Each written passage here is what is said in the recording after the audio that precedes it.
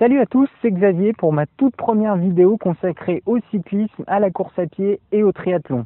Aujourd'hui, je me trouve ici sur la commune de Champagneux, petit village d'à peine 1000 habitants et situé à l'extrême ouest du département de la Savoie. Et je me trouve ici exactement au départ de l'une des étapes de la Via Rona. La Via Rona, c'est cet itinéraire cyclable qui compte, tenez-vous bien, près de 815 km, reliant ainsi le lac Léman à la mer Méditerranée.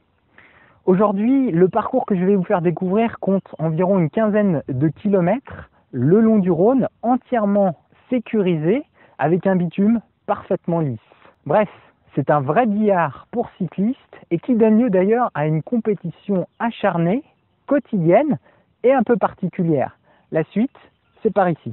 Voilà, je me trouve exactement ici sur la ligne de départ de ce segment d'environ 15 km et vous allez me dire quelle ligne de départ, puisqu'a priori derrière moi pas de course cycliste, pas de peloton et pas de foule en délire, sauf qu'il y a Strava. Strava, c'est cette application qui a été lancée en 2009. C'est simple, accessible à tous à partir d'un smartphone, d'une montre GPS ou d'un compteur GPS. On y retrouve des cyclistes professionnels comme Thibaut Pinot, le fameux coureur de l'équipe française des Jeux, mais aussi et surtout des milliers d'amateurs. Alors le fonctionnement de Strava, il est très simple. Il suffit en fait à chaque cycliste de se rendre sur le site internet de Strava, de créer un segment, un tronçon, et chaque fois qu'un autre cycliste se rendra sur ce même tronçon, il sera intégré à un classement avec son chronomètre, et c'est ce qu'on appelle une performance ou un COM pour Strava. Le tronçon dont je vais vous parler aujourd'hui mesure 13,8 km et au total il y a 159 coureurs de classés sur ce tronçon. La suite c'est par ici et je vous promets à la fin une petite surprise. C'est parti!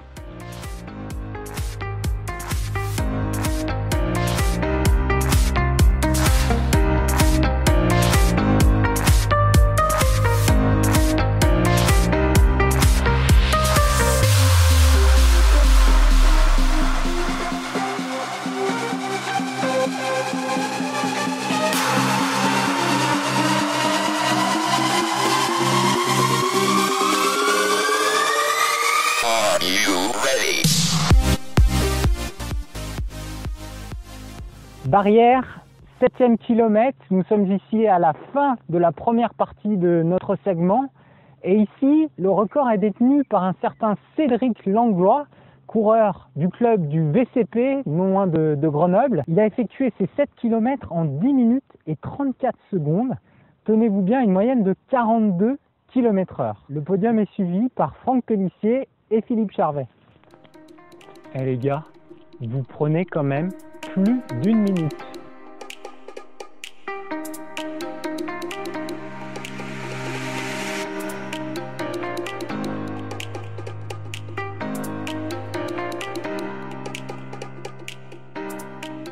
Nous rejoignons maintenant la deuxième partie de notre segment, mais juste avant, je voulais vous parler d'une partie un peu spécifique à notre segment. C'est cette ligne droite d'environ 1 km. Et sur cette longue ligne droite, sachez que c'est encore Cédric Langlois qui s'impose avec un temps d'1 minute et 29 secondes, soit une moyenne de 45 km/h. Au départ de notre segment, je vous avais promis une petite surprise.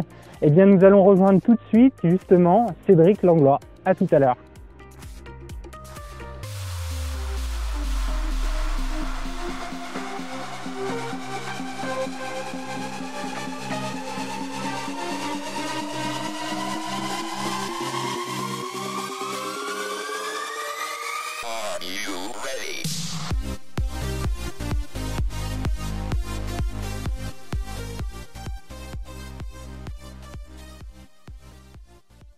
Voilà, nous sommes avec Cédric Langlois, le coureur du Vélo Club Pontois. Salut Cédric, ça va? Salut, ça va. Alors, est-ce que tu peux te présenter un petit peu aux spectateurs, nous dire voilà, depuis combien de temps tu fais du vélo en compétition et depuis combien de temps tu es dans le club du VCP? Bah moi c'est Cédric, j'ai 30 ans. Ça fait depuis 2001 que je suis licencié. J'étais licencié au club de Voiron. 2006, pardon, j'ai dit 2001. Ensuite, j'ai été au club de Pont-de-Claix depuis 2010 et je continue, voilà, ça me fait plaisir sur les compétitions.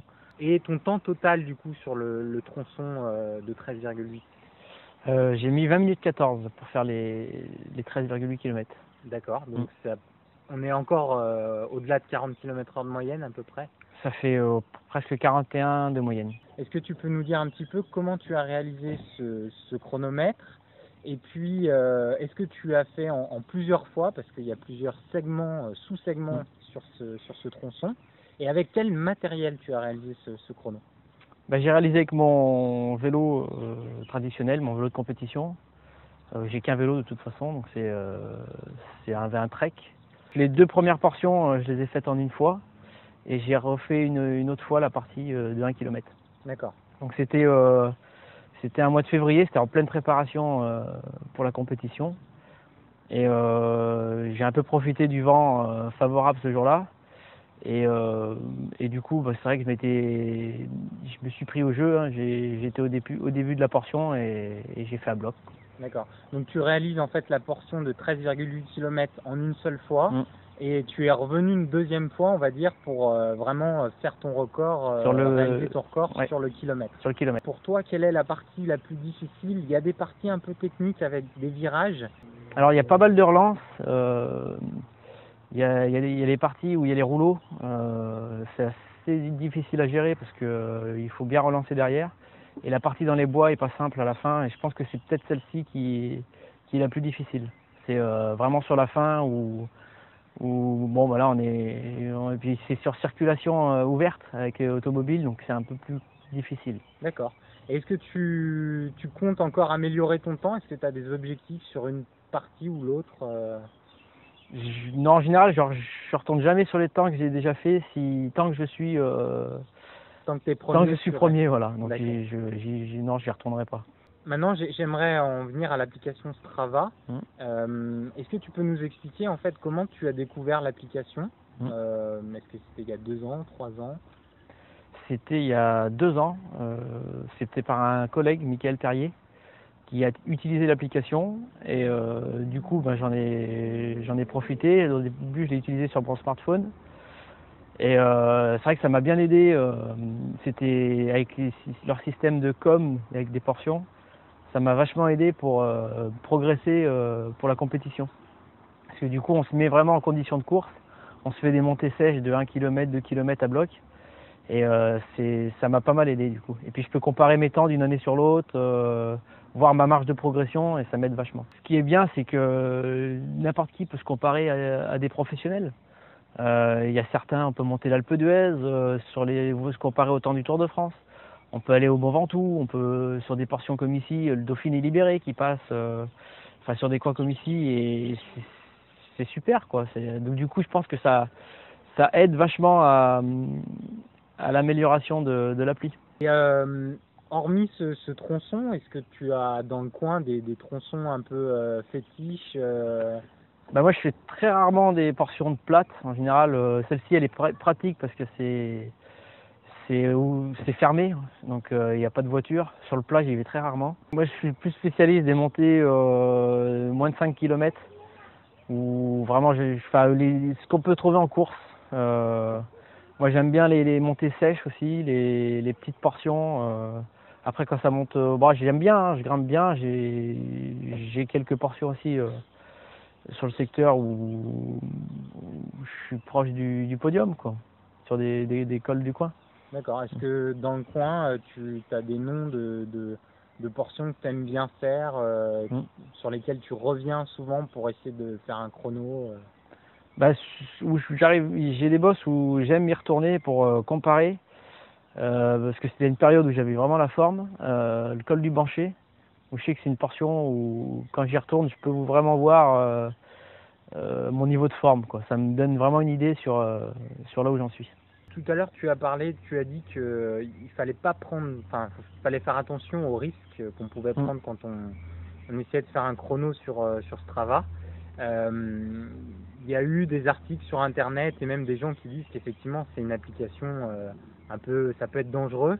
Est-ce que tu trouves ça dangereux pour ta part? Alors il y a des portions ouais, qui peuvent être dangereuses, notamment si on va en ville. Après on est libre de rouler là où on a envie. Moi je sais que j'utilise que des portions de campagne. Par exemple cette portion plate c'est sur une piste cyclable. Au mois de février j'étais tout seul, hein, donc c'est super plaisant. Sinon je suis en col ou dans les bosses, on est quand même assez en sécurité. Après, faut éviter, ouais, c'est sûr qu'il y a des portions descendantes, des portions plates un peu plus dangereuses. Ça fait partie du truc, mais moi je l'utilise vraiment que sur des portions où je me sens en sécurité.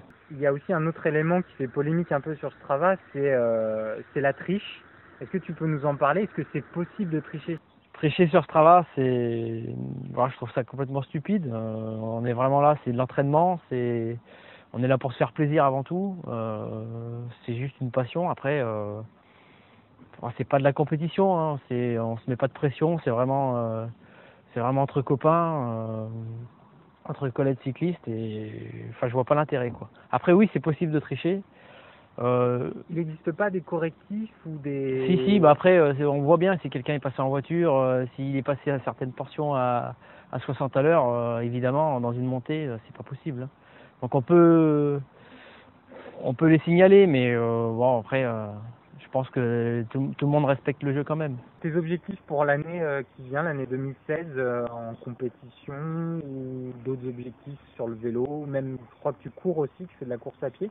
Donc voilà, est-ce que tu as quelques objectifs Bah, cette année, c'est un peu plus dur parce que j'ai tardé, donc ma préparation hivernale était plus compliquée.